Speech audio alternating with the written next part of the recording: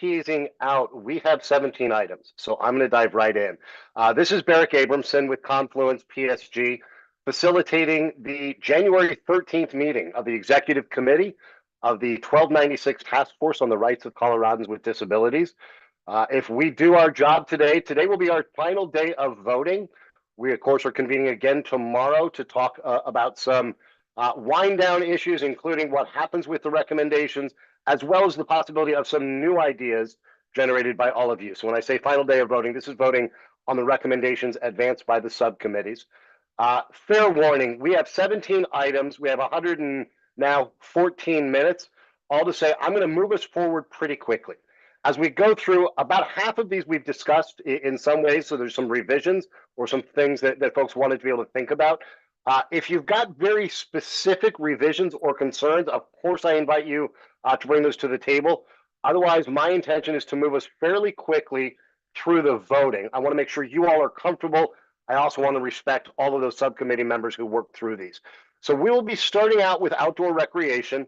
I'm going to be doing my best to be flipping back and forth through the 4 different letters we received from state agencies to remind you of the feedback we got from some of them.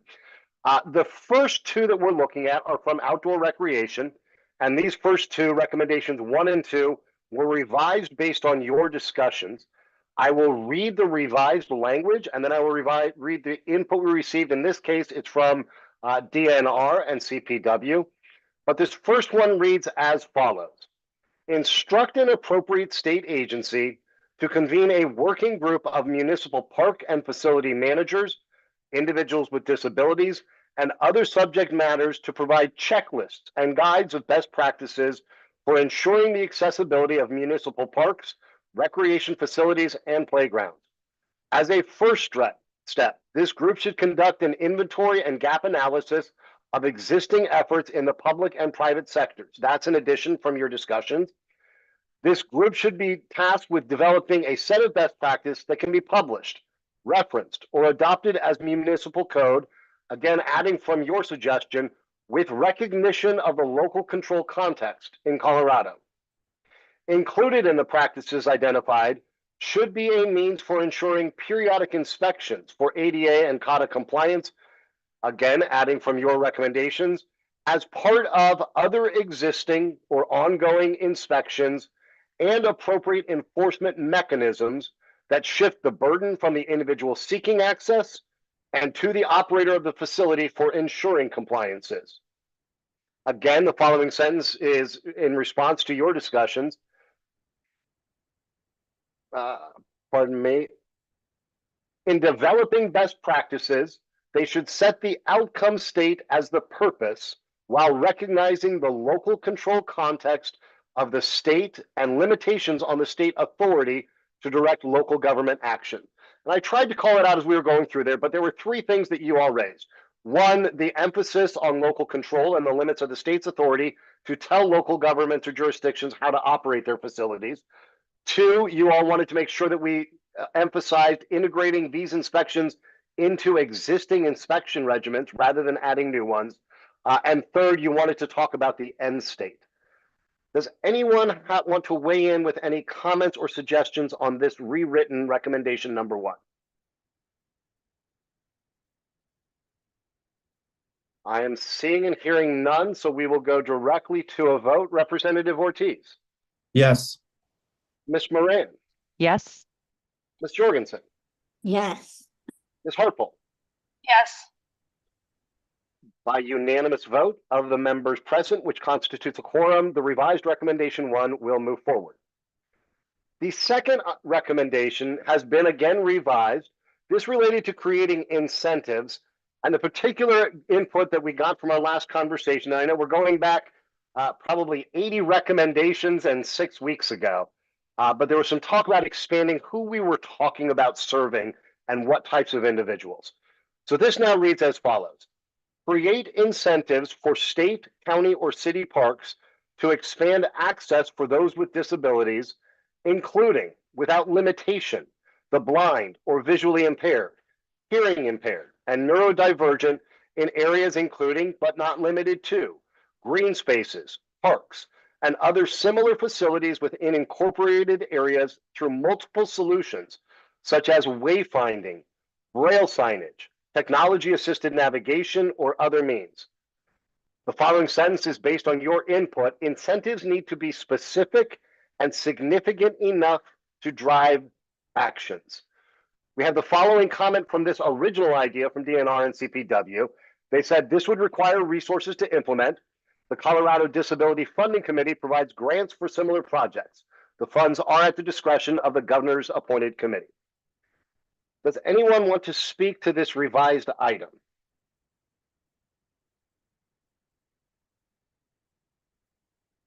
Seeing and hearing no such requests, we will go to a roll call vote, and then we'll go into some discussion of new items we have not yet discussed. Representative Ortiz. Yes. Ms. Moran. Yes. Ms. Jorgensen. Yes. Ms. Harpel. Yes. By unanimous vote of the members present, which constitutes a quorum, we will advance recommendation number 2. The following idea we did not yet discuss at length. We have a total of 2 more ideas from outdoors that we didn't get a chance to vote through. This reads as follows. Require managers or operators of recreational facilities to publish and make available in multiple accessible formats information and descriptions about the accessibility features and any limitations of trails, facilities, equipment, parking, and other elements of the location. The subcommittee provided the following note as a best practice for implementation. Based on the features, a rating system should be utilized using a scale or system that is accessible and provides details about the features and limitations. One note on that best practices note, when they said that they should utilize a scale or system that is accessible, they did originally talk about comparing it to ski slopes where we have blue or black, and they wanted to make sure that such a system that might have accessibility challenges was not what was used. We hadn't had a chance to talk about this idea of requiring folks, the operators of these facilities, to publish and make available this disclosure of the limitations or features. So would anybody like to offer any thoughts on this idea? Rep. Ortiz. Yeah, this is something that I think needs to happen to give adaptive athletes an idea of what they're going to encounter when they get on a trail, right? So if it's for example, if something is decided to be a black diamond run, let's just use what the ski country has, then that probably means that there's going to be intense slopes with a single track. And for those of you that don't know, like a lot of the adaptive equipment is not single track that we use. It's got 2 wheels on the front, 1 in the back, right? So just kind of some type of systematic rating system that kind of gives you an idea, regardless of what disability you have, or adaptive equipment you might or might not have, what might be required to be able to navigate that part of the trail. And so it doesn't have to be necessarily the park manager. Something else that could be done is organizing like a mountain bike association, for example. And, under the federal ADA part, ask that they do that with adaptive mountain bikers or adaptive athletes, as well as with the overall greater mountain bike association, to be able to put forward a system of what's the word I'm looking for? Consistent unified rating on trails. So, I mean, one example that I got pushback from was, well, there was one adaptive athlete that was like, well, that doesn't mean that we make them all 3 foot wide and a certain slope. And I'm like, that's not what I'm looking for. There's certain able-bodied people that can't do certain parts of the slope, but or do certain parts of the mountain bike trail, but what's not stopping them is lack or a boulder, right? A boulder that's in the way, or right, like or if they want to navigate that, they go in there knowing it's a black diamond rating, knowing that they're going to have to navigate something like that. So I don't know if that makes sense, but no, I think that's very helpful context. Thank you, Rep. Ms. Moran. I too am in favor of this recommendation. For me, as someone who doesn't have a disability, a physical disability that I would need that information. To me, this goes to the bigger requirement under the ADA for accessibility just in general, whether that's an indoor space, an outdoor space, a recreation space, I'm sure you get my point. So I would ask the committee to consider this through that lens. when we talk about universal design and we talk about universal accessibility, we're talking about making all of our spaces accessible and making information about that accessibility easily available. Thank you, Elizabeth. I am also in favor of this. I mean, I think, you know, you're never going to be able to list every single thing about a trail, but having some kind of consistent system makes a lot of sense to me. Thank you. So with this, my only ask is if we're going to amend it or make a change, I just want to widen it a little bit to make a recommendation that this rating system not be dependent or incumbent on the state park or the manager itself, that they also kind of look to possibly model what has been done with Ski Country's rating system, that they include an association, a appropriate sporting association that will take accessibility and people with disabilities into consideration when rating this. Elizabeth. Rep. Ortiz, do you see that as part of the recommendation itself, or perhaps some commentary, or I think it needs to be built in, because otherwise I just don't think that people are going to understand that that's a possibility, or that could be a route that we go, or that is what has been done. Honestly, like if you look at the history of the ski rating system, it was freaking Walt Disney that got where it's at himself. But it started with a ski association, right? Like that's what it started with back in the day. And then the Disney Corp, because they were thinking about opening a ski resort thing of their own, decided to color code it and use shapes that made sense. Green means go, right? Like that's what they did. That was their contribution. But I want to make it clear that I would love to see an adaptive mountain biking association that is an umbrella underneath the overall greater association of mountain bikers do something like this, right? Because no one's going to know better than them and better than the athletes what those trails can possibly be.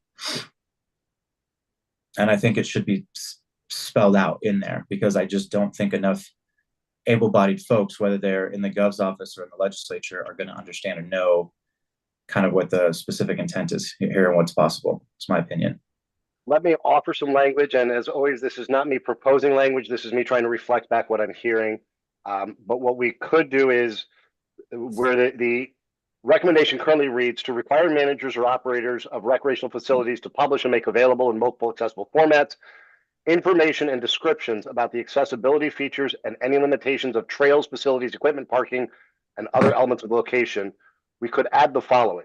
The rating system should not be decided upon by individual operators and should instead look to other fields or sectors with the intent to create an easily understandable and standardized rating system under the umbrella of an existing association. And then keep the subcommittee's implementation note that the system should be utilized using a scalar system that's accessible and provides details about the features and limitations. Rep. Ortiz, would that language get at what you're intending? I really would like to see, for example, a mountain bike association to rate trails where you would need adaptive mountain biking equipment. I wanted to give a specific example of what association I'm talking about, because again, unless you know, someone reads that and they're like, what the hell is, what association? What do you mean? What are you talking about? So if I add the umbrella of an existing association, such as a mountain biking association for trails where adaptive cycling equipment may be used. That'd be great. I would be okay with that, as long as everyone else is. Other members? Yep. I'm seeing nods. Mhm. And pause me at any point. Otherwise, as I said at the top, I'm going to keep moving us at a pretty fast clip here, but we'll go ahead and go to a vote. As amended, with the addition of calling out this additional language about the standardized rating system under an umbrella of an existing association with the examples of the Mountain Biking Association. Representative Ortiz. Yes. Elizabeth Moran. Yes. Hillary Jorgensen. Yes. Jennifer Harpel. Yes. By unanimous vote of the members present, this idea will advance. We have one more recommendation from the outdoor subcommittee. And the following comes with some background context. This talks about requiring compliance. When we started this discussion a couple months ago, you may recall that's been a big theme from all of your subcommittees. One was enforcement and compliance. One was about education, and everything was about ensuring the basic access. Fourth was about navigators. This one speaks to that compliance, with a note that they do not name the enforcement or compliance mechanism, and leave that open to you if you want to add it or leave that to the legislature. But the recommendation is as follows. Require recreational facility operators to ensure ADA compliance and basic access to accessible restrooms, entrances, exits, common areas, communal spaces, sales or ticketing, other basic services, and any other element of the facility that is open to the public. Discussion on this recommendation. Elizabeth, I see you coming off mute, so I'll bring you in if you're looking for Oh, that. I'm ready to vote. Okay. Hillary, your hand was up. Actually, I wanted to butt in real quick and just get context. Were these the discussions that got a little bit of pushback from Ski Country? Because I feel like we're not being specific. If it is, I feel like we're not being specific enough in this recommendation. I feel like the discussion was either you have, oh, if there is an accessible bathroom, and that is the only one with an elevator required to get to it, that it then must be repaired within X amount of time if it is broken. Otherwise, you should have at least one accessible bathroom that does not require a lifting device to get right. Like, I feel like that was a part of that conversation, Barrick. Is that not accurate, or is that a different type of, or is that a different recommendation? This is the distilled down version of where they landed. You are correct. There was. Then I don't know if I'm okay with this one, because I am tired of Ski Country not having an accessible bathroom in a meaningful way. Like, I had to go to NSCD, but their accessible bathroom is in their offices, and I was lucky that they were open at that day, because the lift was broken. And I'm hearing that the lift was broken for 2 or 3 weeks now, right? And there's no reason why they shouldn't have an accessible bathroom in the floor that's accessible without needing an elevator to get to it. This is 2025. It's ridiculous. So I want to find a way to put some more teeth on this and say that there needs to be an accessible bathroom. And if they have a lift system to their ticketing or to their accessible bathroom or to any of that stuff, that it not be allowed to be down more than X amount of days, that they must have it repaired and accessible within X amount of time. The intent here was to really incentivize people doing the right thing and punish people continuing to try and do the wrong thing. Let's continue the discussion. And Representative Ortiz, as you're speaking, I'm also going back to pull up the language in the report, but Hillary, jump in. Yeah, I mean, I guess when I saw this recommendation, I was like, this is stuff that is currently required under law. And if it's not being followed, maybe we need to add more teeth to the laws we already have. But that maybe should be a Carter recommendation, not a subcommittee recommendation. I know we're getting close to lining things up here, so that feedback is not helpful. But yeah, I mean, other stuff is already required currently under law, and so if we want to make a recommendation that goes beyond current law, like, I would be fine with that. But that was my reaction when I saw this. And if you will give me just one moment, I'm pulling up what were the original ideas.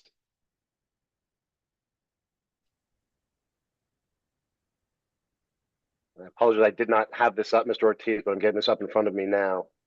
I'm wondering if the recommendation can be changed, and I am not as good at wordsmithing on the fly as you are, but I wonder if the recommendation could be something like,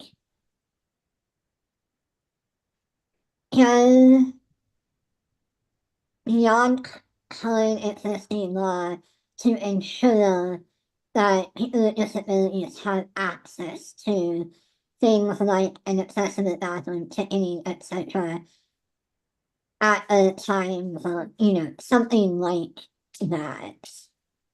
I know we're running short on time, but last year we passed a voluntary accountability bill that only deals with living like units of people live, not places of public accommodation. But we had some language in there around what happens with the elevator not working, so I wonder if we could like take some of that language I know the meeting tomorrow too, just a thought. And let me, I've got the original idea up in front of me, so I want to make sure I can read that to you all as well.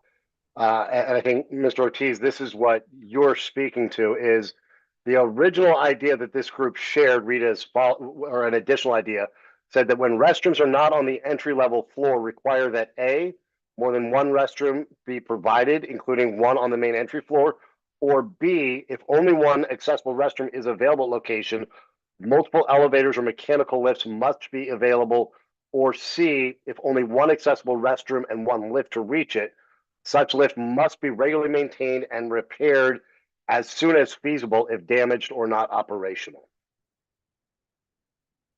That sounds correct. That sounds like, because the restatement of the final idea, like Hillary said, to me means nothing. This is what you're already supposed to do in state law. This is not anything different. I would only be opposed to putting it under the COTA rewrite, because this belongs, we're speaking specifically to facilities that are managed by whatever when it comes to outdoor rec, and so that's why I think it specifically belongs here.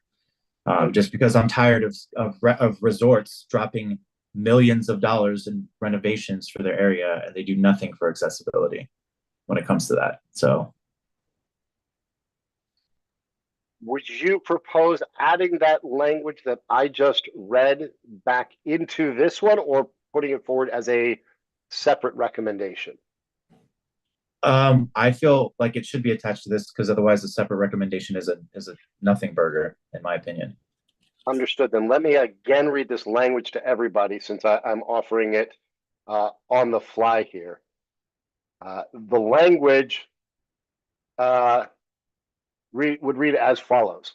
When restrooms are not on the entry-level floor, require that A, more than one restroom be provided, including one on the main entry floor, or B, if only one accessible restroom is available at location, multiple elevators or mechanical lifts must be available, or C, if only one accessible restroom and one lift to reach it, such lift must be regularly maintained and repaired as soon as feasible if damaged or not operational.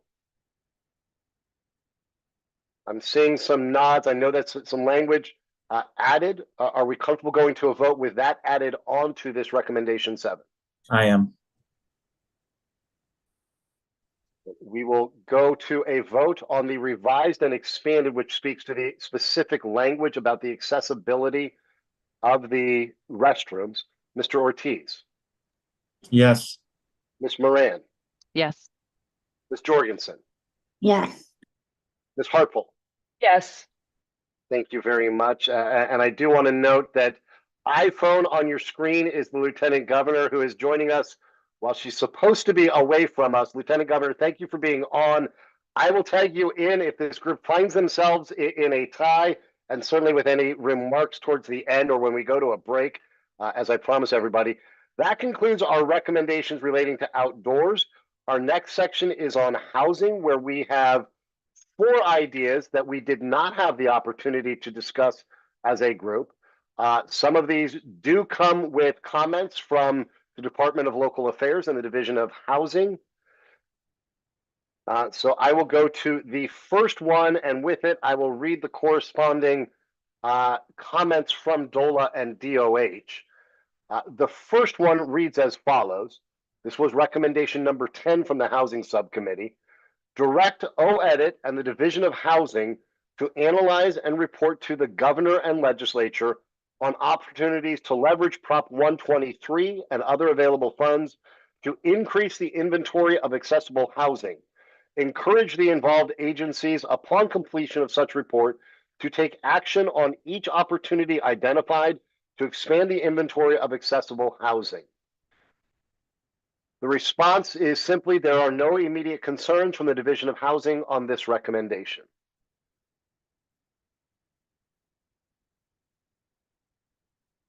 Any discussion on this point? If there's no discussion, let's get to a vote.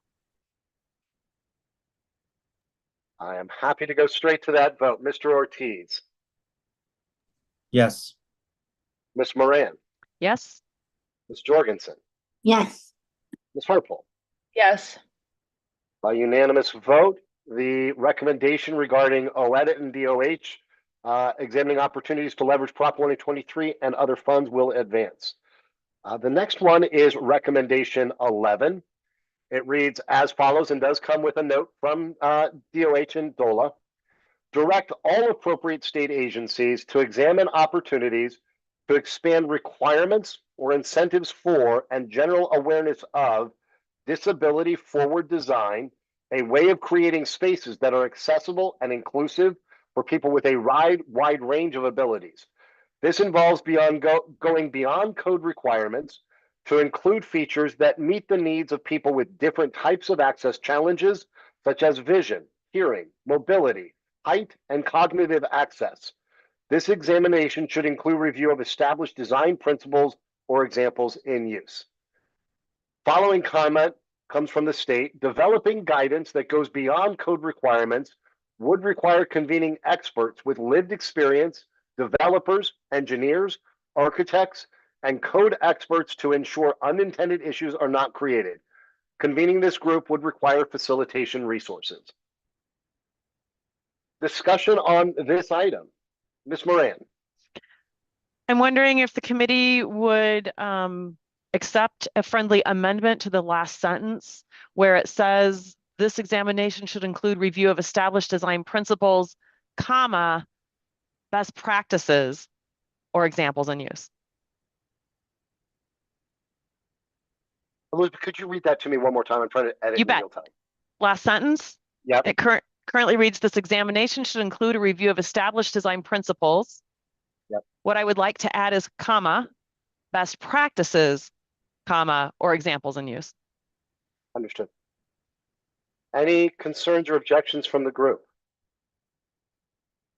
That's about A quick follow up to that is because because I worry that if we just leave it as established design principles, then we're working off of what's already there, and that's not what we want. We want what is currently what is considered, at least commonly, generally, best practices. We want some movement there. I appreciate that if we're going to have disability forward design, we are forward thinking about that. And with that, and this extremely collaborative group, we'll go straight to a vote. Mr. Ortiz, Yes. Ms. Moran, Yes. Ms. Jorgensen, yes. Ms. Harpole. Yes. By unanimous vote, recommendation 11 will advance. Recommendation 12, which again will come with a comment from the state, reads as follows. Under the office of the governor, convene a group of stakeholders to create a strategy and work plan for the development of a centralized resource for involved stakeholders, including developers of for sale and for rent properties, architects, contractors, engineers, zoning authorities, and other local oversight entities to expand awareness and utilization of all available programs that can support the expansion of the accessible housing inventory, including, but not limited to, low-income housing tax credit, or LIHTC, middle-income housing authority, MIHA, Prop 123, Colorado Housing and Finance Authority, CHAFA, and other funds. The background on this was the group simply wanted a means and an intentional effort to expand awareness of all of the programs that could contribute to financing resources to expand this inventory. Any discussion on this item?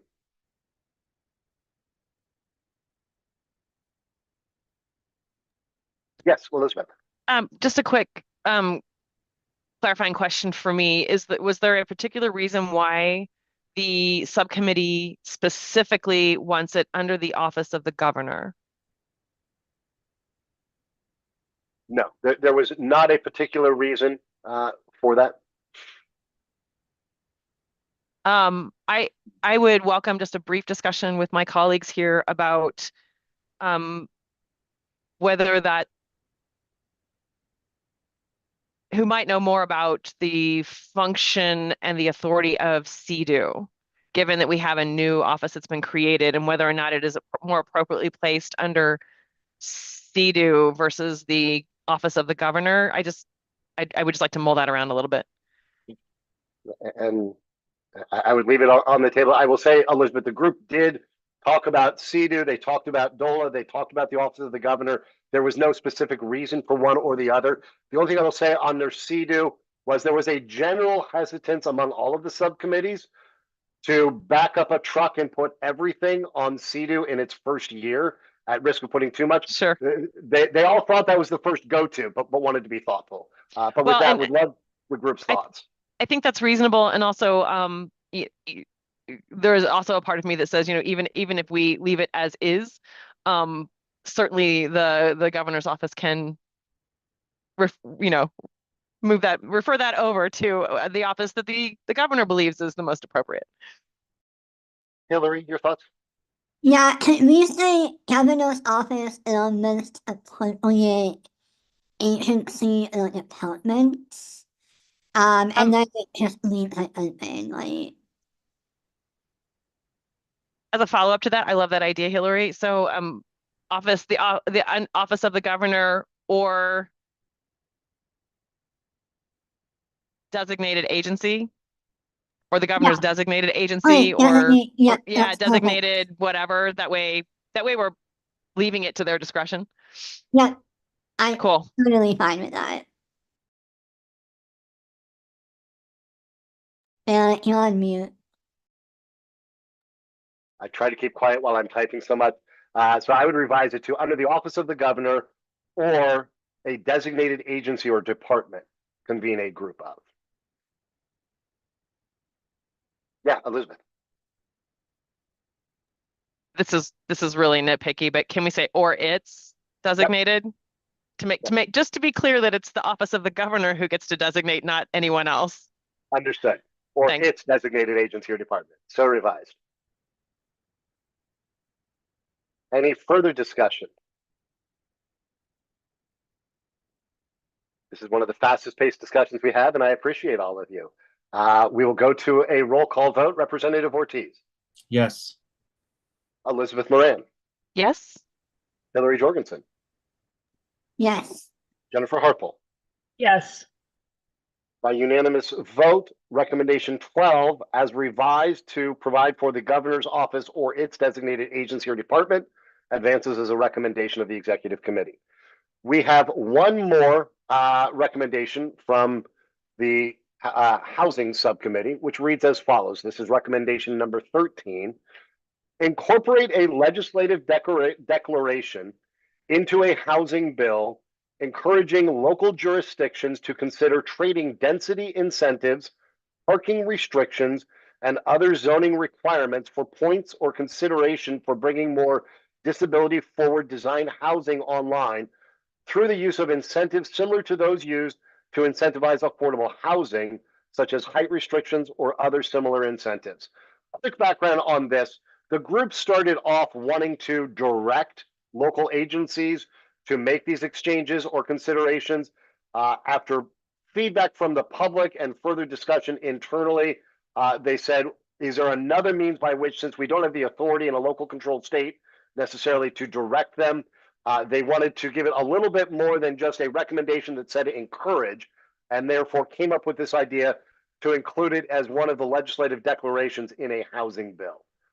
Hillary, your thoughts on this item? So, I mean, I first want to preface what I'm about to say by recognizing that, I know this is a long discussion at the housing subcommittee, and, totally am sympathetic to the control issues that they, ran into. That being said, life steps are not binding in any way. A lot of times they don't even end up in the statute. I mean, you can put them in the statute, but a lot of times they don't even end up in the statutes.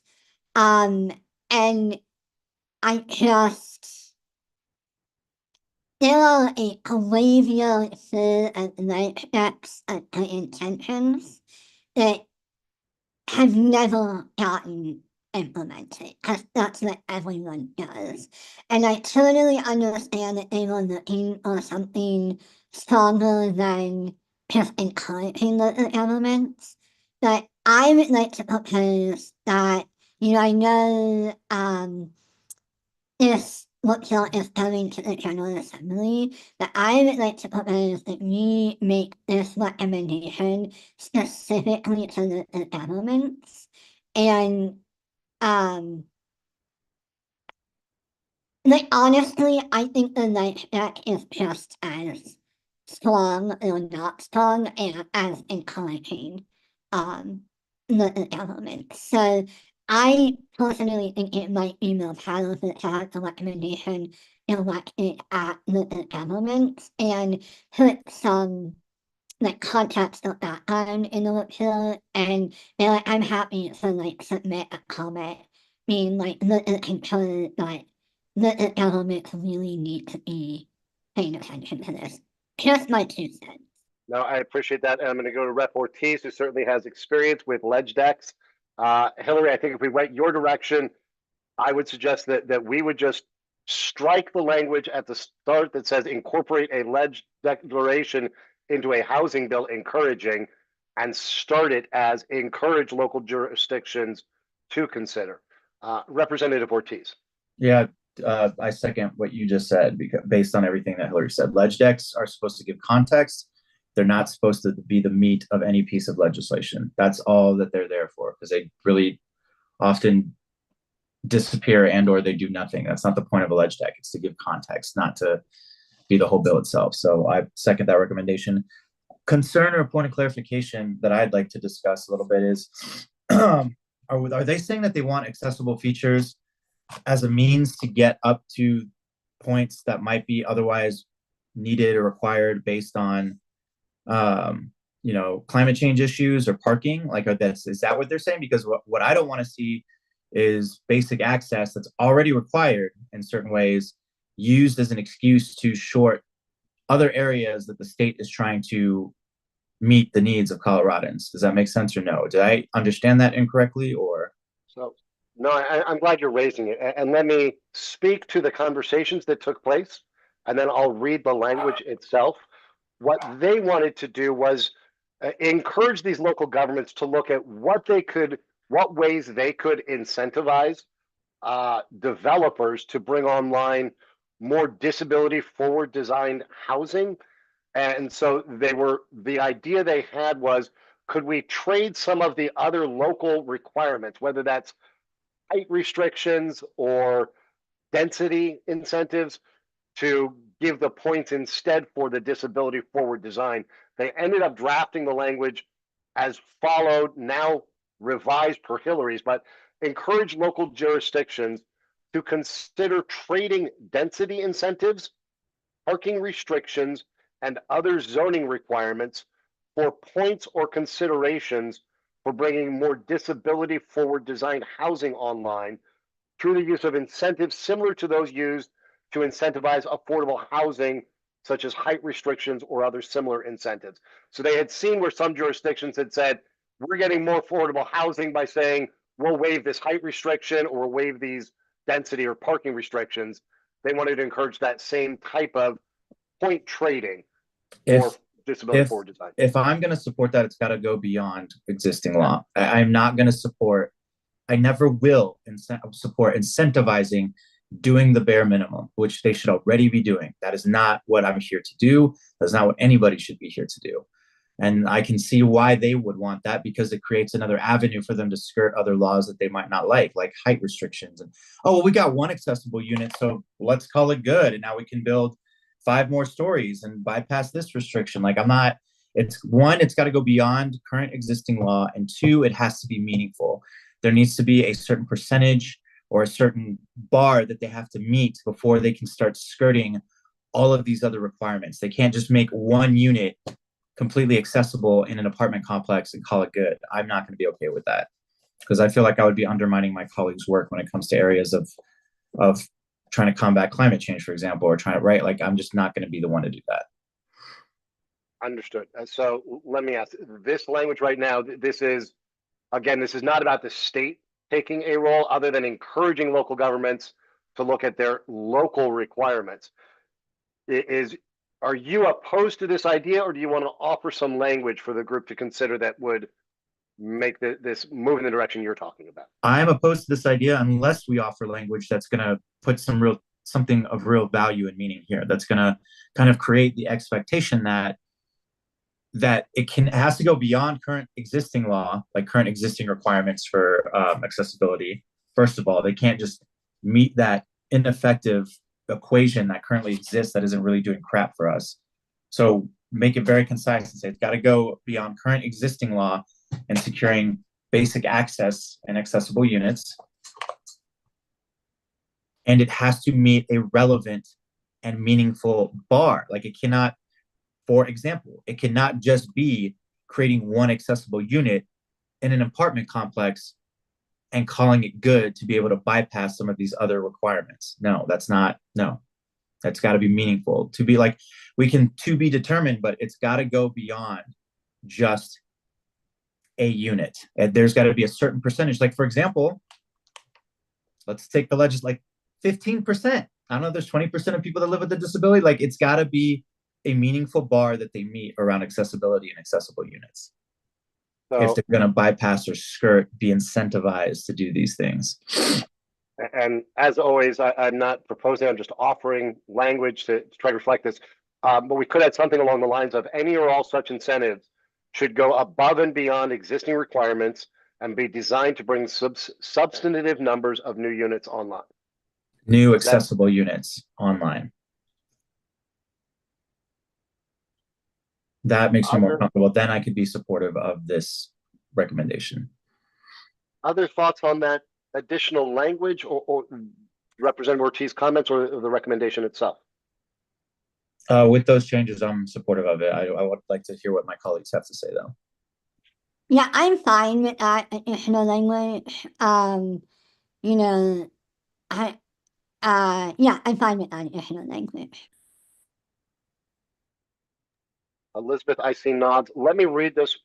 We've made two revisions. We have shifted this from being a legislative declaration to an outright recommendation of the executive committee, and we have added the language to clarify to Representative Ortiz's point that this needs to go above and beyond. It would therefore read as follows.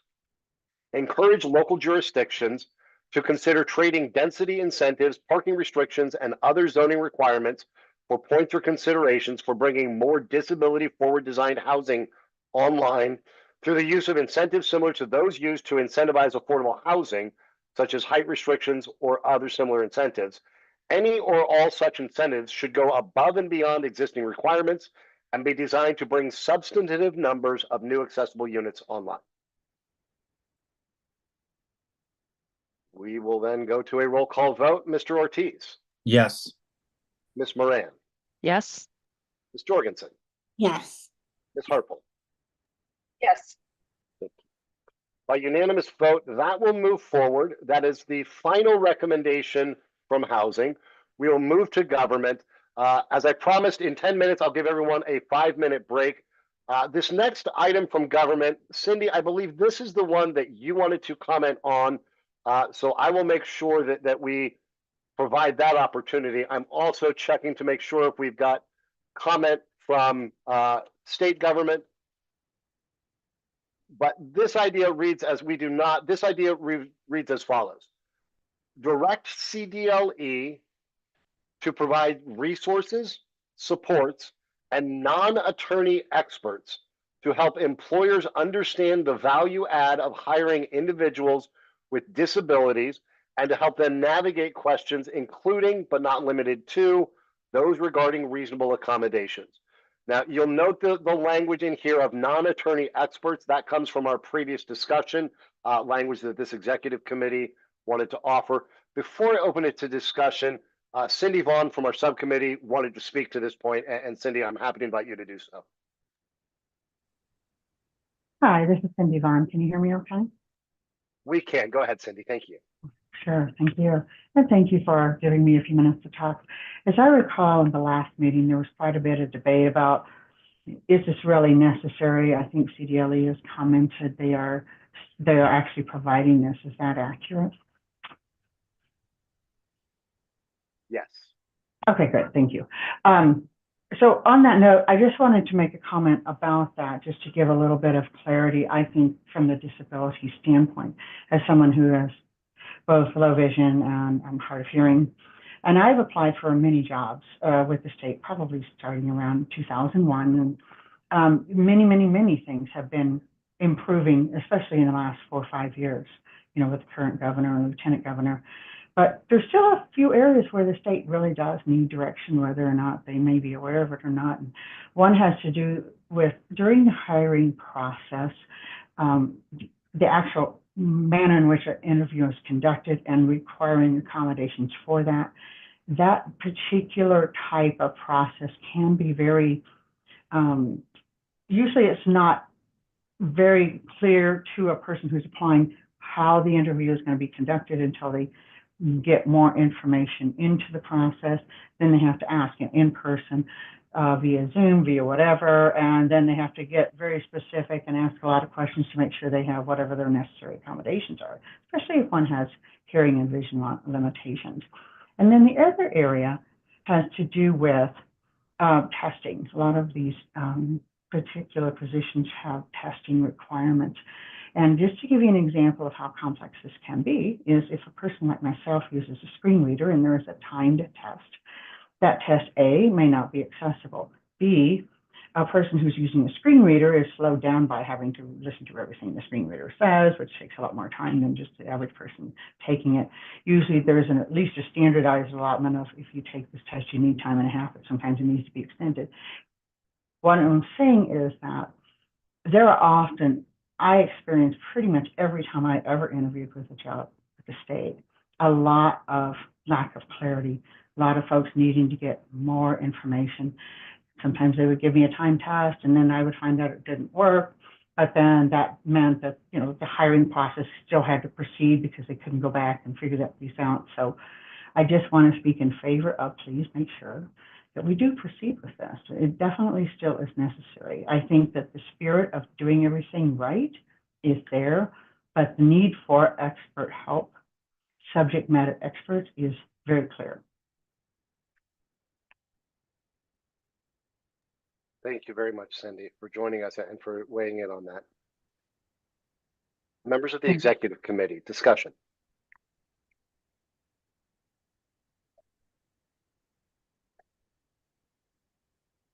Hillary. Yeah. I think I was not. I think I know. I was the one that had concern about like giving legal advice.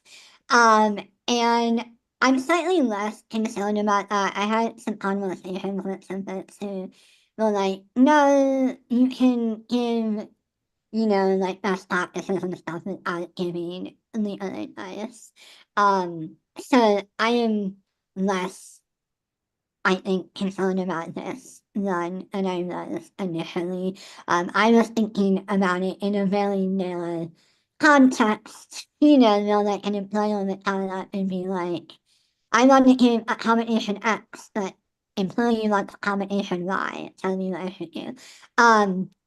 So all of that to say, I am in support of this, and Cindy, thank you for sharing your experience. Really appreciate that.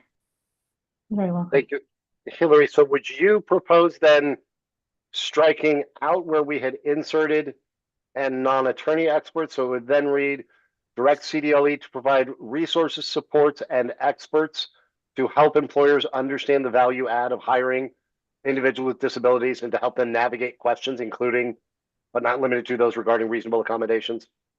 Yeah, I mean, I think just functionally, it's going to have to be non-attorneys, but I would be fine with taking that language out as CDLE would, you know, figure that out. Other members of the executive committee, discussion on this item.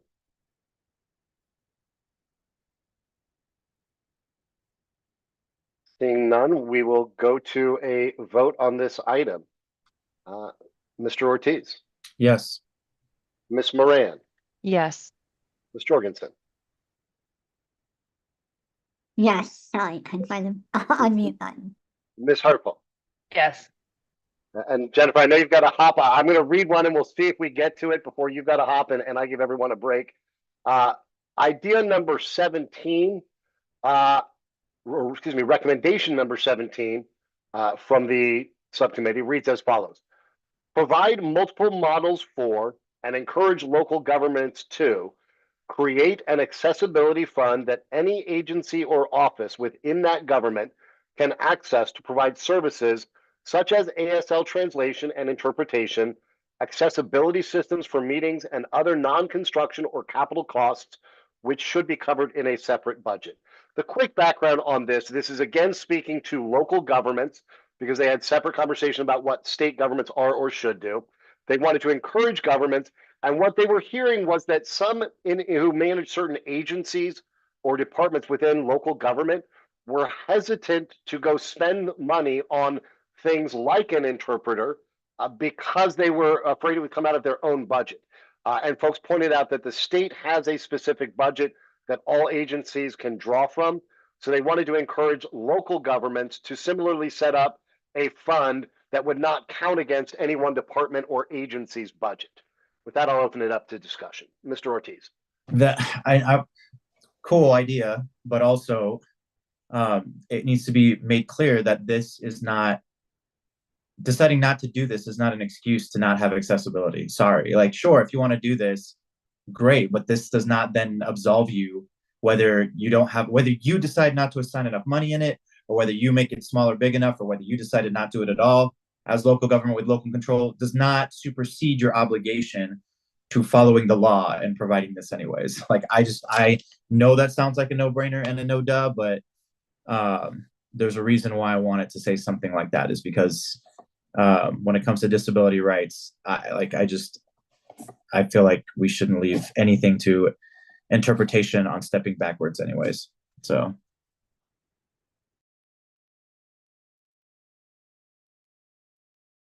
I'm typing and thinking as I'm listening. Let me just throw this out, and then Elizabeth, I'll come to you.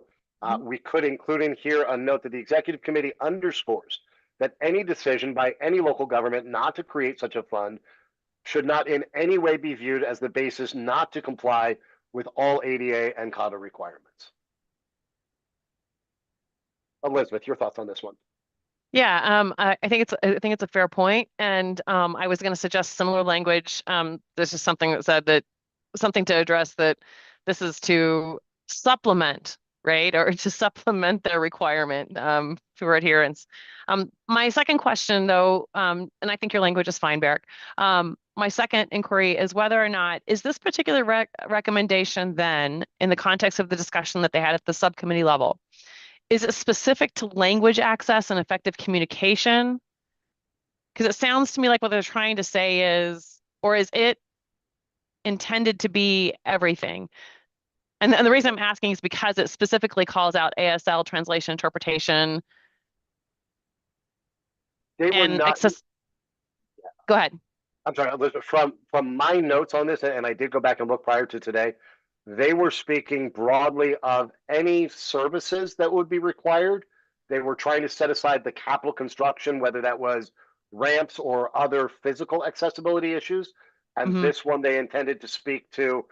This was part of a conversation that followed things around virtual. It talked about ASL interpreters, and what they wanted to speak to was those types of services or technologies that may be needed to ensure the accessibility of these meetings.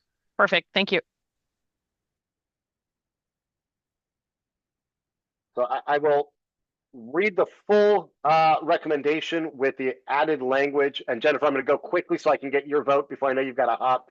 It would read as follows: provide multiple models for and encourage local governments to create an accessibility fund that any agency or office within that government can access to provide services such as ASL translation, interpretation, accessibility systems for meetings, and other non-construction or capital costs, which should be covered in a separate budget. New language: the executive committee underscores that this is intended to provide supplemental funding. Any decision by any local government not to create such a fund should not in any way be viewed as basis not to comply with all ADA and CADA requirements. Elizabeth. Just going to toss this out. Does the committee want it to be should or will not? Like, is it optional or is you see what I'm saying? The fund optional or complying with CATA and Compliance, because read that last Compliance. sentence, the should sentence for me, Barrick, The fund should not in any way be viewed. You want to versus strike will that and not, say, does not, yeah, will or not. something to that link. I mean, we can go with the strongest, which would be shall not. That would be my preference. I would support that.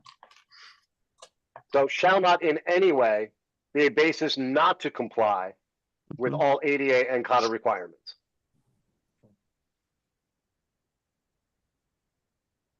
With that, we will go to a vote and then a break. Mr. Ortiz, Yes. Ms. Moran, Yes. Ms. Jorgensen, Yes. Ms. Hartful. Yes. Thank you. With that, recommendation 17 as revised advances. We have two more recommendations under government, and then we have some discussion items and some definitions from CATA. I promise that when we go beyond 60 minutes, we'll take a 5-minute break. It is 10:02. Let's reconvene at 10:07 as sharply as possible.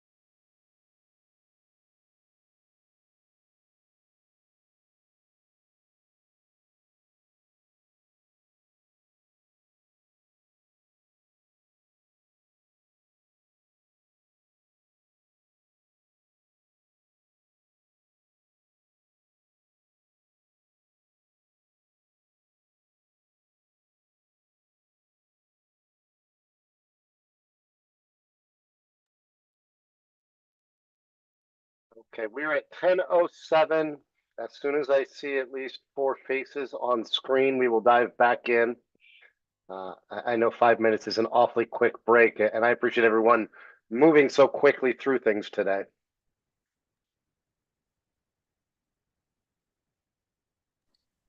Here and ready to go.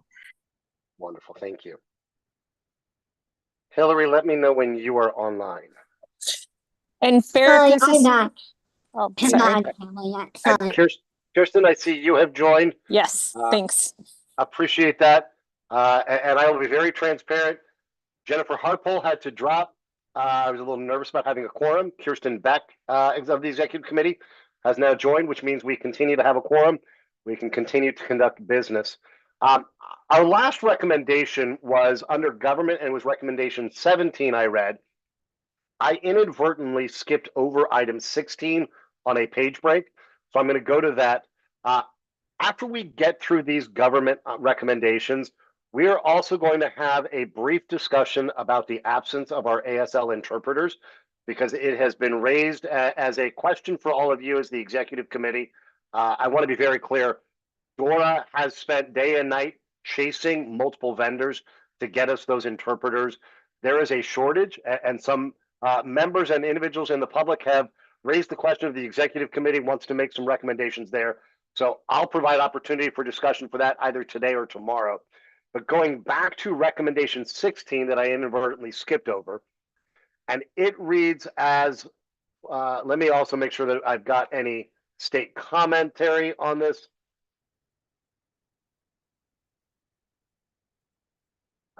The recommendation reads as follows. Establish a set of statewide required minimum standards and an advanced set of standards or best practices for meeting accessibility governing in-person and virtual or hybrid meeting access, including timelines for compliance. In implementing standards, allow local jurisdictions to develop their own policies that meet or exceed the state standards and provide a range of options and best practices that can be adopted. The subcommittee provided the following note. The standards should be developed in partnership with individuals with disabilities, and the adoption of standards greater than the minimum should be encouraged or incentivized. Any standards developed should exceed the minimum federal standards. I will open it up to discussion.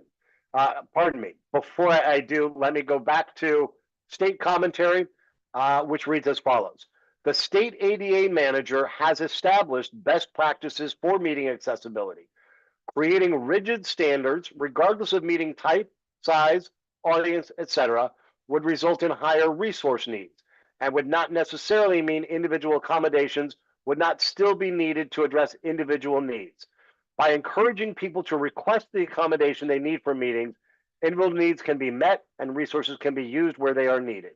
Note this response is only provided for state entities that are under the state personnel director's purview and does not address the impact to any other government body. Let me know if you'd like me to read the recommendation again, since this is the first time we're discussing it, but I'll open it up to the members for discussion.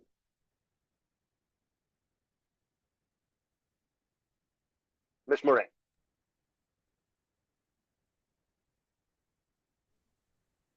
Elizabeth, for some reason, I'm not getting your audio. Are others? Not getting Oh, your you know audio. what, Barrick? It's because I There we go. went to the You flipped bathroom. up on me. I'm doing that thing again where I flip my microphone up to my head, and that doesn't help you at all. I'm wondering if we want to take the implementation note and rather than having it as something extra, put it into the recommendation. And to that end, what I would propose is that in the paragraph just before it says that meet or exceed the state standards, just say the minimum state and federal standards. And then tell me when you're ready for the next one. So just that meet the state and federal standards or meet or exceed? I'm talking about the last sentence in the recommendation itself. Yeah. Where it says develop their own policies that meet or exceed the state standards. Have that instead read that meet or exceed the minimum state or federal state and I would actually and federal standards. Got it. And then the sentence in the implementation note that talks about should be developed in partnership with individuals with disabilities. I'm wondering if we want to put that piece in that same last sentence of the recommendation. In implementing standards, allow local jurisdictions to develop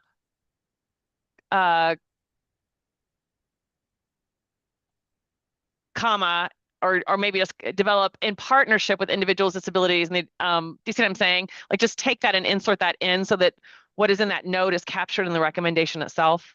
We could, if you'd like, Elizabeth, we can just delete implementation note and make all of that part of the recommendation.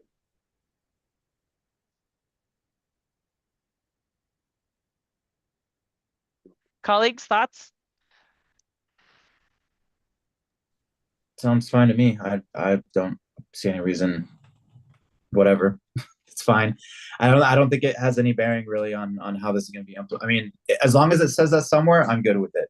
There, that's what I'll say. Yeah, I'm fine with that too. So then this one is revised as follows. In the sentence that begins in implementing standards, allow local jurisdictions to develop their own policies, now reads that meet or exceed the minimum state and federal standards and provide a range of options and best practices that can be adopted. Recommendation now continues. The standards should be developed in partnership with individuals with disabilities, and the adoption of standards greater than the minimum should be encouraged or incentivized. Any standards developed, I think we do not then need the any standards developed should exceed the minimum federal standard with Elizabeth's revision. Is it okay to strike that with you? Any further discussion on this item? Then we will go to a vote. Mr. Ortiz, Yes. Ms. Moran, Yes. Ms. Jorgensen, Yes. Ms. Beck, Yes. thank you. We have two more government ideas. Each are going to come with state commentary, so I'll read the recommendation and then read the comment from the state.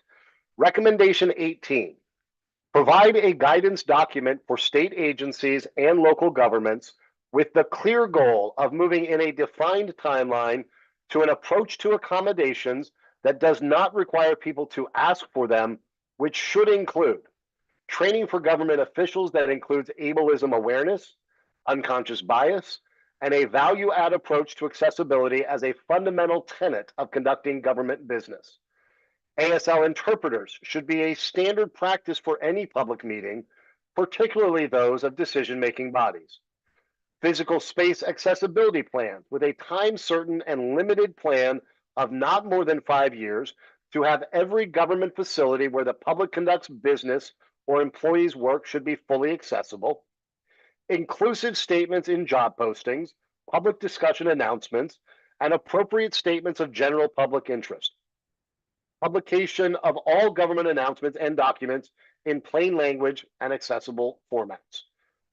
Implementation note, to help meet these goals, the state should explore incentives for career training and recruitment for all fields that have shortages and are related to the equal access of those with disabilities, including, without limitation, ASL interpreters, elevator service technicians, and others.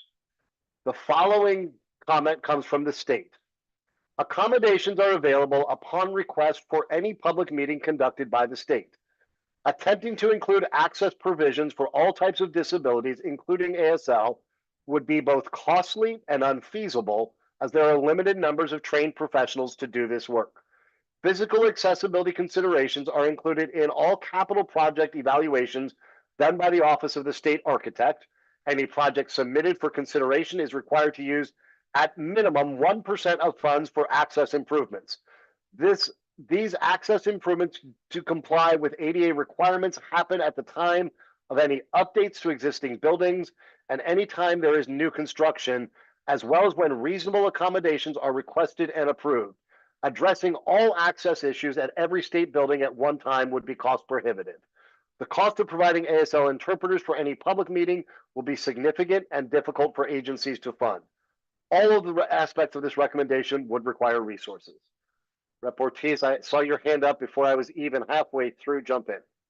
And just because I knew what the state was going to say, and I absolutely love this fucking idea. Like, you've had 34 years. I don't want to hear the BS about, oh, making it happen all at once is going to be cost prohibitive. Guess what? You had 34 years to do it. I love the fact that this has a very specific, I love whoever made this recommendation, love it, because this is the aspirational work we're supposed to be doing on this task force. And this idea that making it, making it to where there's teeth, making them liable in 5 years. They've had 34 years.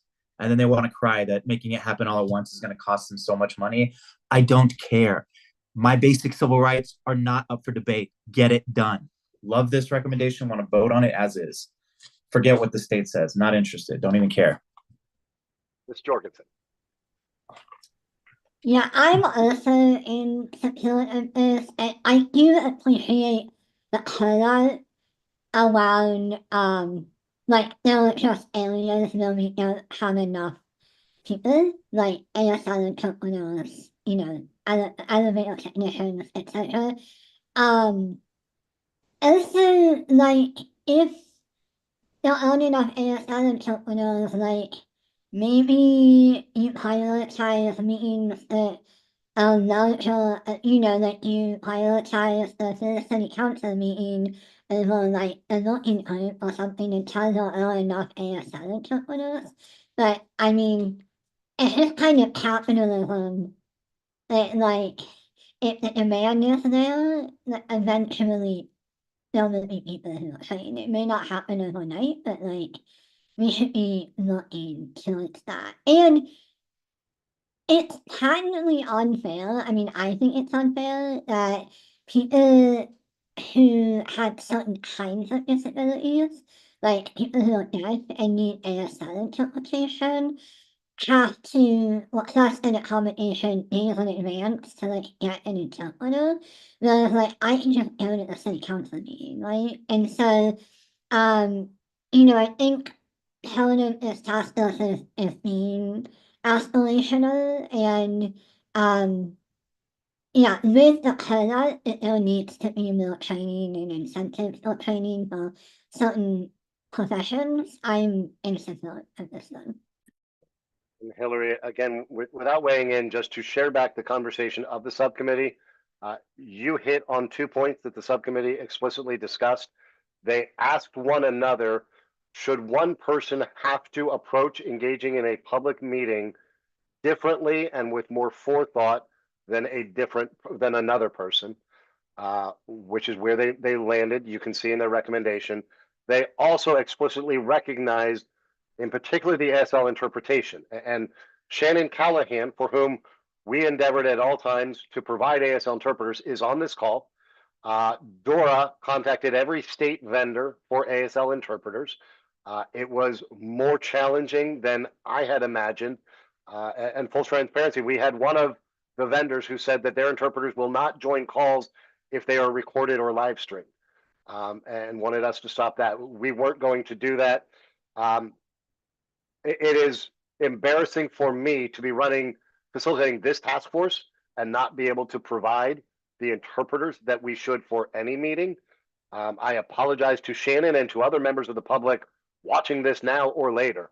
But that is also where this group came up with this idea that if during COVID and post-COVID with ARPA, we can fund high-need fields such as nursing and teaching and commercial truck drivers, they added this note about exploring incentives for career pathways to address accessibility needs. So, Hillary, I'm not weighing in, I'm just sharing that your points are consistent with what the subcommittee was discussing.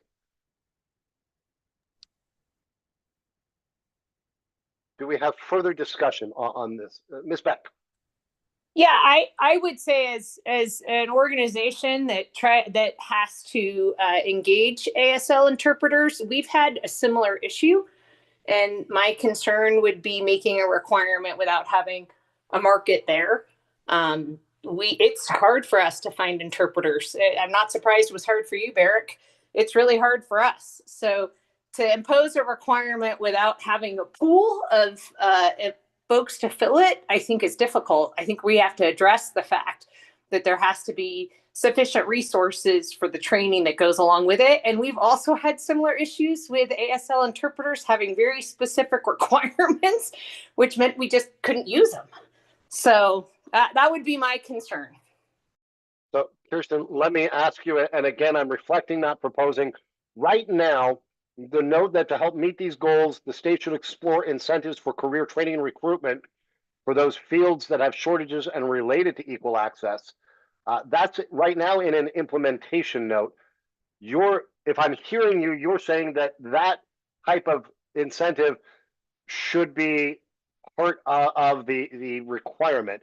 Would you suggest then moving that from an implementation note to be in the body of the recommendation? Yeah, I'm struggling with the overall recommendation for that reason, because of the concern over the pool of people. I'm used to being on the implementation side, and it's hard to go find some of these folks. So I don't think you can have it that you would make this as a requirement without also having not just an acknowledgement of the issue of the lack of training and all the different places. It's not just ASL interpreters. Obviously, as we know, there's a number of different consultants and resources that would be needed in order for this to be addressed. So I think that's the part I struggle with. I would love to know how many ASL interpreters there actually are in the state, because I can tell you right now, we have a hell of a time finding them. Mr. Ortiz. Yeah, I mean, I hear that. I just feel like maybe it should be its own recommendation then, if we were going to talk about supporting, providing resources for incentivizing people going into this career field. I think it should be its own thing, because it's been its own thing in discussions around other career fields, like nursing, for example, but it's never kept us from passing legislation that might increase the safety of patients in hospitals, for example. We don't then all of a sudden say, well, there's not really enough nurses, so we're not going to pass this bill unless we tie into it incentives and monies for nursing. Like, that's not how it works at the cap. I agree that it's an issue. I think it should be its own recommendation, not tied to this. Mr. Ortiz, just for clarification, would you leave the implementation note that the subcommittee has in there, and then tomorrow when we consider new recommendations, bring that also forward as a standalone recommendation? Yes, I'm okay with it being a part of the implementation note, like as context, but I'm not okay it being a part of the recommendation itself. And I will put a separate recommendation concerning this tomorrow when we discuss it. Thank you for the clarification. Hillary. I absolutely think this needs to be its own recommendation, because it's a real barrier to access in all areas. And that, I guess the other point I was going to make is no longer relevant. So yes, I think it needs to be its own recommendation. And I think the implementation note needs to be included somehow, whether it's part of the recommendation or it's an implementation note. I'm agnostic about, but I do think it needs to be mentioned somewhere, like in conjunction with this recommendation.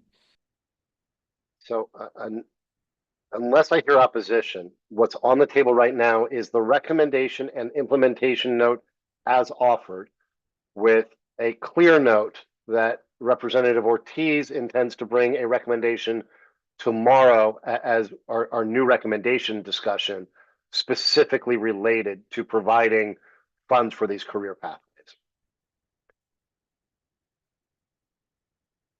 Does anyone have further discussion before we go to a vote on this item?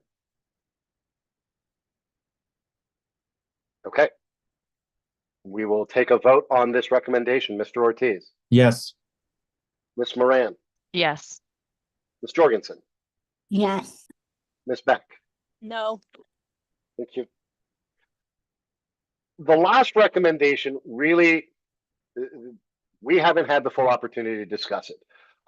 We had several members who came to us with concerns about access to medical services. Some of this started intersecting with Medicare, Medicaid, with HCPF, with the accessibility of even providers' facilities. And it was brought up that we didn't have sufficient time as that subcommittee to dig fully into it. Members brought up that a study and audit was done by HCPF on access to medical services by individuals with disabilities. And the subcommittee wanted to put forward that those recommendations should be acted on. I recognize most members of this executive committee have probably not read that HCPF study. So I will open it up to discussion if and how you want to handle this recommendation from the subcommittee that HCPF study be acted on.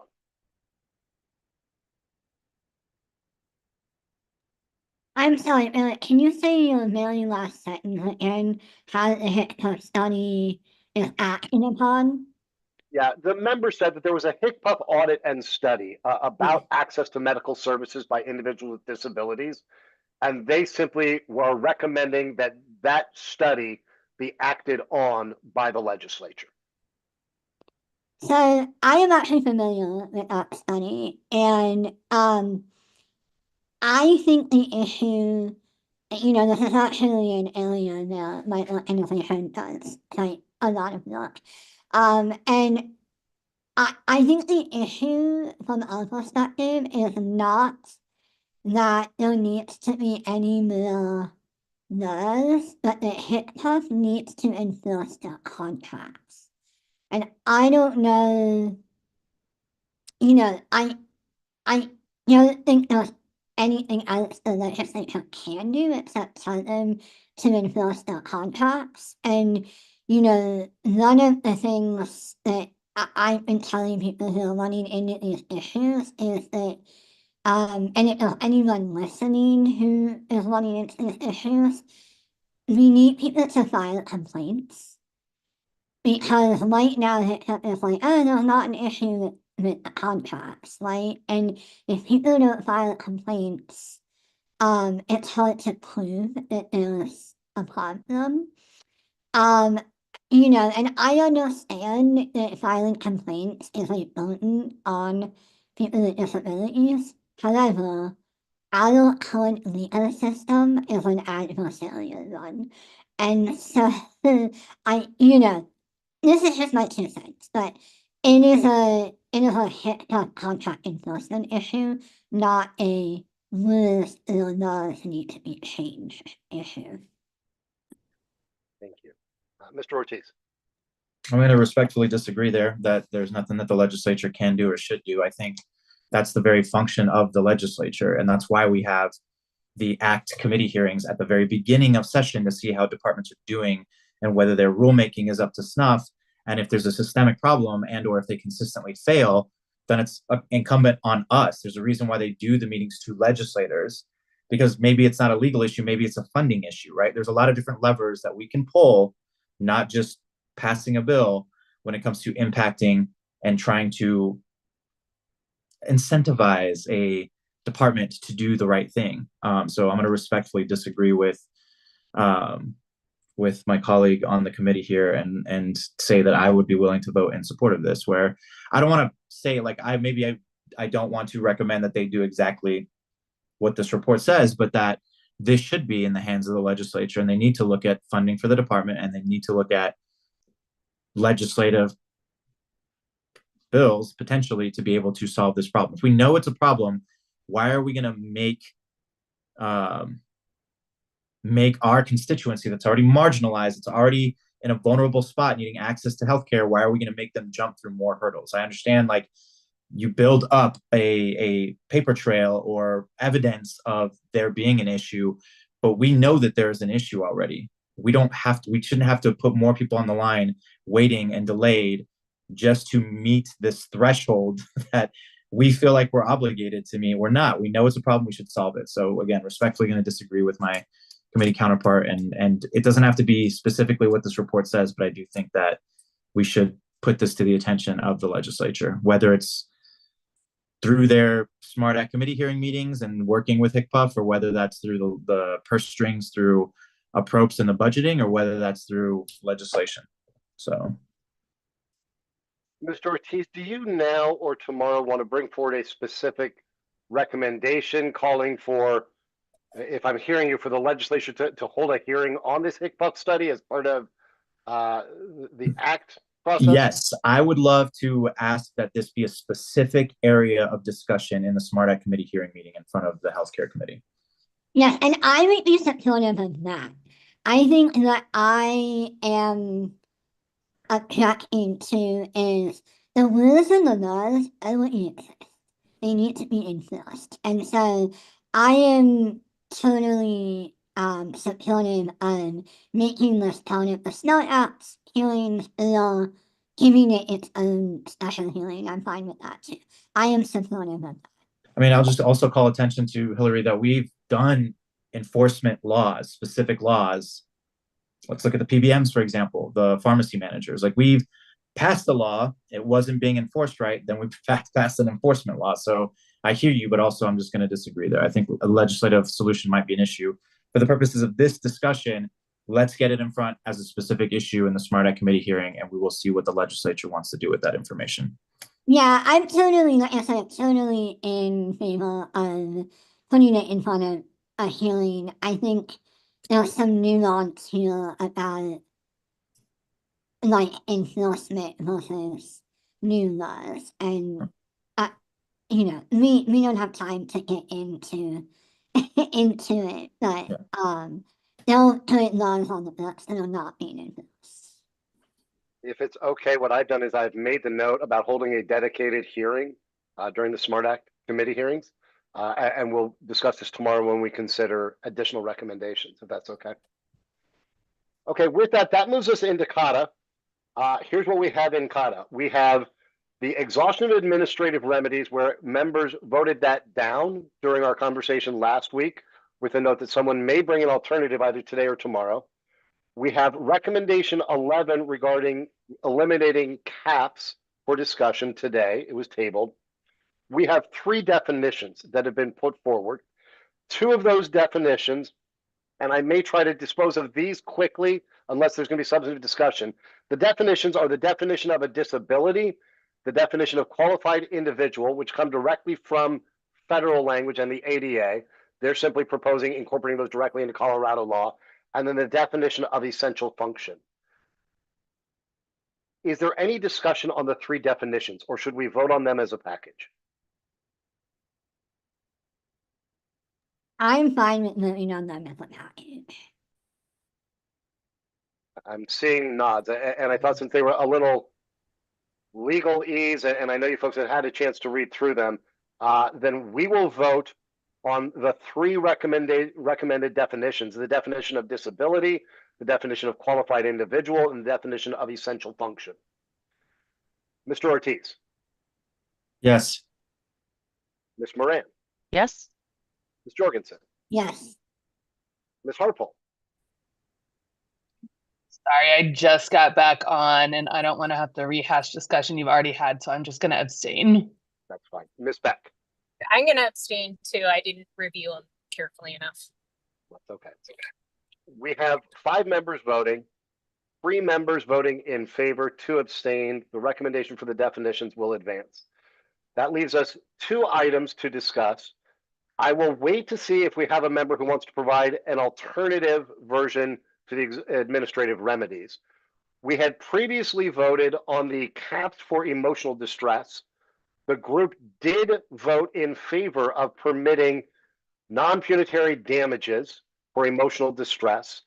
They voted to amend revised statutes to allow an individual who's been discriminated against to pursue those damages, and said the legislature should establish tiered caps on such damages that are adjusted on an appropriate periodic basis of not less than every 5 years. We did not get to the question of caps on damages for other claims, which is recommendation 11 that was tabled for further discussion. That reads as follows: revise Colorado revised statutes that incorporate caps established for damages by the ADA in 1991 to remove all limits on damages for discrimination in cases of housing, employment, or access to a public entity or place of public accommodation. Comes with a note that juries are not informed of the caps during trial or deliberation. I'll open it up to discussion.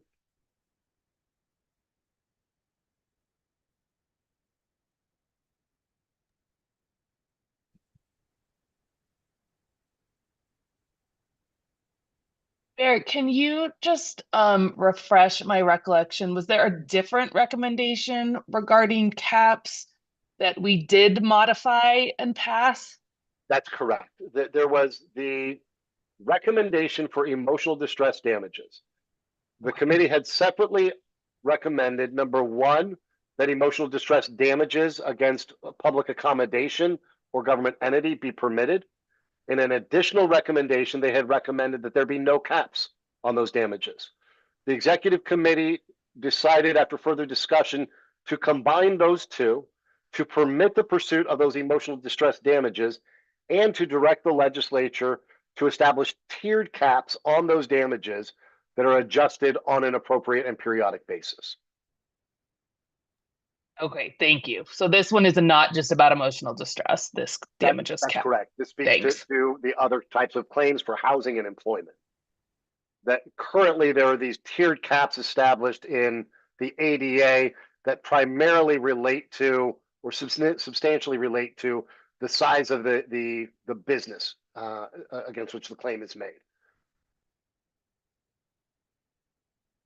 Discussion on this item.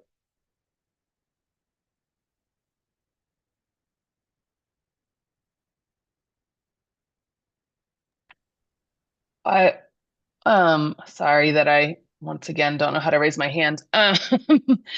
But this is Jennifer Harpole. I think for similar reasons as we discussed with the prior recommendation, removing all limits on damages does not seem like a good idea to me. I think that when cases get to a jury, I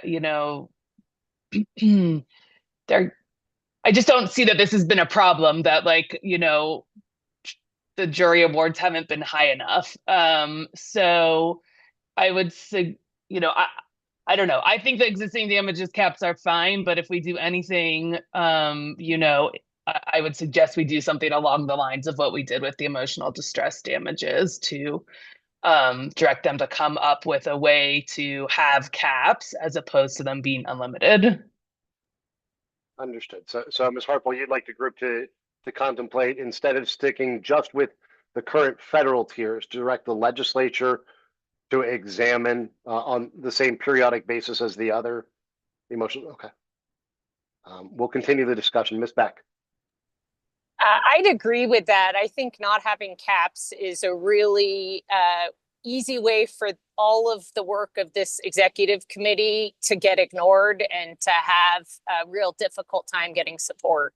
I mean, we need, the business community needs to be able to know kind of what the limits are. And that's important for a number of reasons. I think I've spoke far too much about the unintended consequences that we could have here and the impacts that we could have from whether it's in the ability to get insurance or even to be able to stay in business.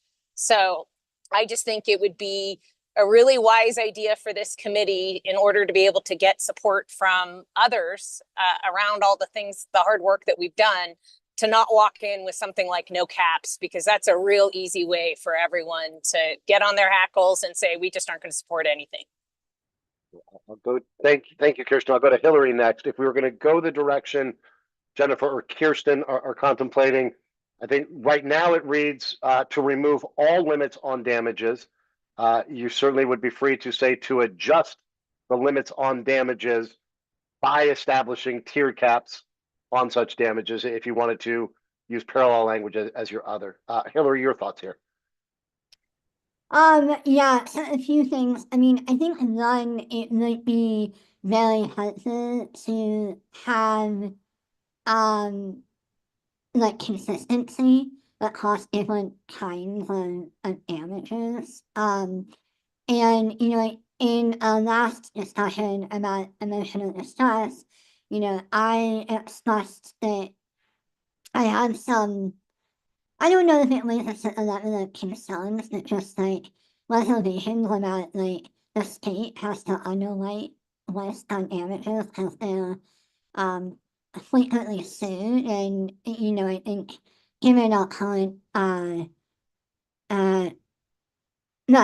because of TIPA, it might be hard for the state to underlight unlimited damages. That being said, I must say that not all damages are equal in terms of like emotional distress, I think, can sometimes be not difficult for juries to like wrap their arms around and go a little bit, violent. Whereas I think the kinds of damages we're, discussing now have like they're a little bit easier to enumerate when you're talking to a jury. But I do think it's helpful to have things aligned across damages.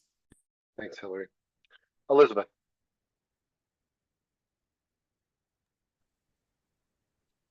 I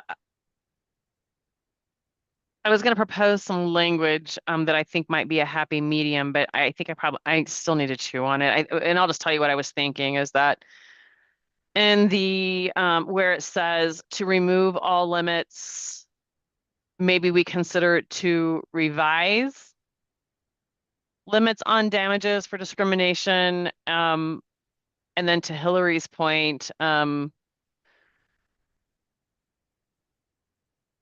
to be consistent with sort of basically how we set other damages, right? Like, let me chew on it for a second. I'm kind of typing on my screen to see if I can't come up with some language. Mr. Ortiz. Just a point of discussion. I'm getting really tired of hearing, well, if we do this, then it's going to raise the hackles of the business community and we're going to outright reject everything. It's not a helpful threat. It's not a helpful statement. There's better ways of conveying your discomfort with this particular issue than saying, well, if you don't do what I want, then we're just going to reject everything that comes out of this task force.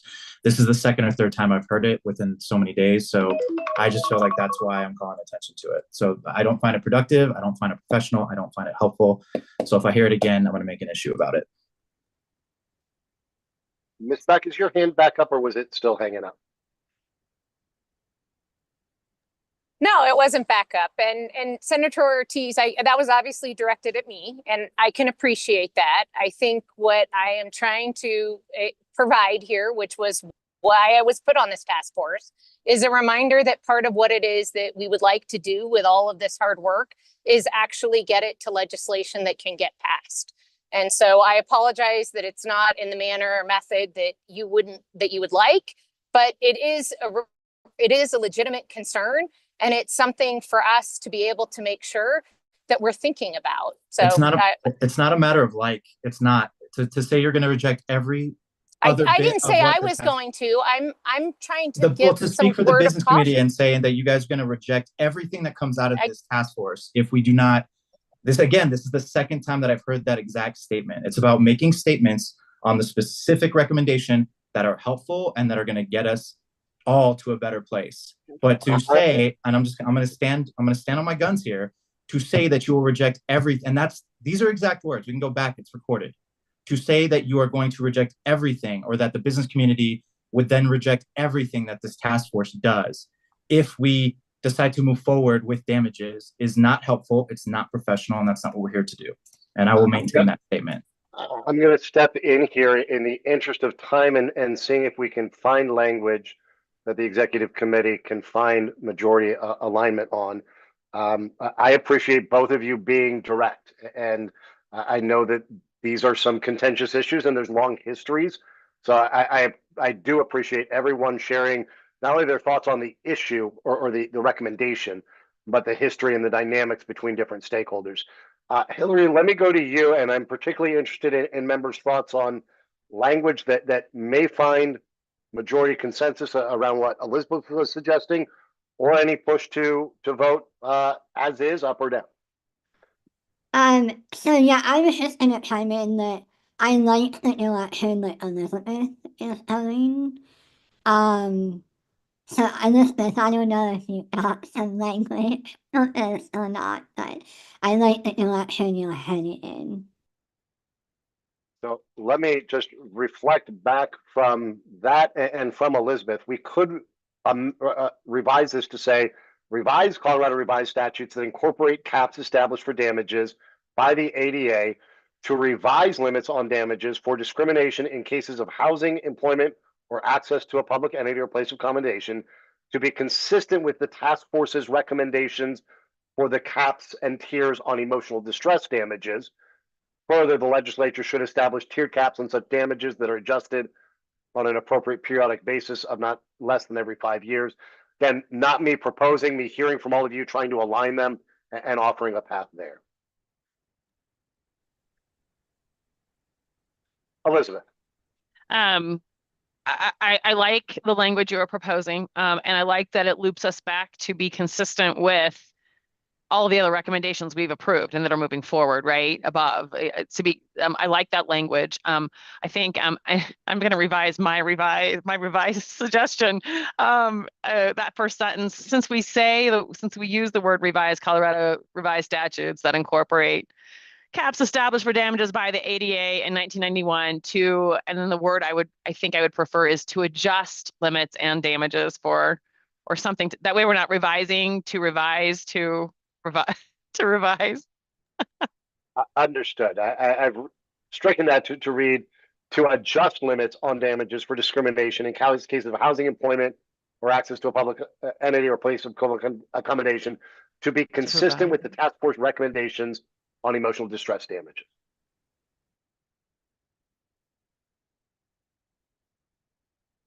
Committee discussion reflections. Okay, then we will go to a vote on this one. Mr. Ortiz. As amended, yes. Ms. Moran. Yes. Ms. Jorgensen. Yes. Ms. Harpole. Yes. Ms. Beck. No. Thank you. And as always, anyone voting no on any recommendation is invited to send me specific language of dissent you'd like included in the report or general concepts that you'd like to be included in the report. We are at 10:50. The only item we have remaining is that one of our executive committee members said that they might bring forward an alternative to what was voted down as recommendation 1, amending statutes to remove the requirement for exhausting administrative remedies. Is anyone prepared to offer that now, or would you prefer to offer something tomorrow? Elizabeth. I would like to take a stab at this, and I just have not had opportunity since we last met. So if it's agreeable with the committee, what I'd like to do is work on it. It might be late afternoon before I can work on it. And then Barrick, I can email it to you to distribute. That would be great. Is that Okay. good with the members? Thank you all. I am frankly in awe of what you just got through in 105 minutes. You have now worked through all of the recommendations that 4 subcommittees spent over 500 hours over the past 15 months developing. I know it's not always been the most comfortable or pleasing conversations. I just want to thank everyone for working through all of this. We will reconvene tomorrow. We will pick up on any new ideas people would like to offer. We will revisit the idea around the HCPF study. We will come back to the possible new recommendation on career pathways. We will hold a discussion about what happens with this report once it is released. With that, Lieutenant Governor Primavera, who was supposed to be taking some time off, thank you for being with us. Any words from you or then from the Vice Chair before we sign off? Well, again, great job getting through a lot of material. I was at the dentist before this meeting, so I had a choice, dentist or executive committee. I chose the dentist. No, I'm teasing. It was an 8 o'clock meeting, or appointment, but that's why I was a few minutes late logging on, so I apologize for that.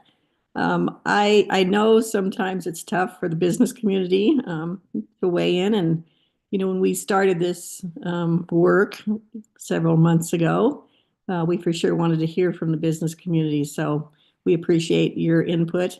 I purposely am quiet on these meetings, although I'm listening. I'm, very passionate about the issue. I'm a good convener, but I'm not the expert on all this. So I really appreciate all of those of you who are the experts. And I think we've made lots of great progress. And I know we have some more work to do, but thanks, Barrick. I think you've done an excellent job too. Representative Ortiz. Nothing to add other than what the Lieutenant Governor said. So great work, everybody. We'll see you tomorrow. Thank you all very much. We'll see you tomorrow. Elizabeth, I'll look for that email from you. Thanks all. Bye.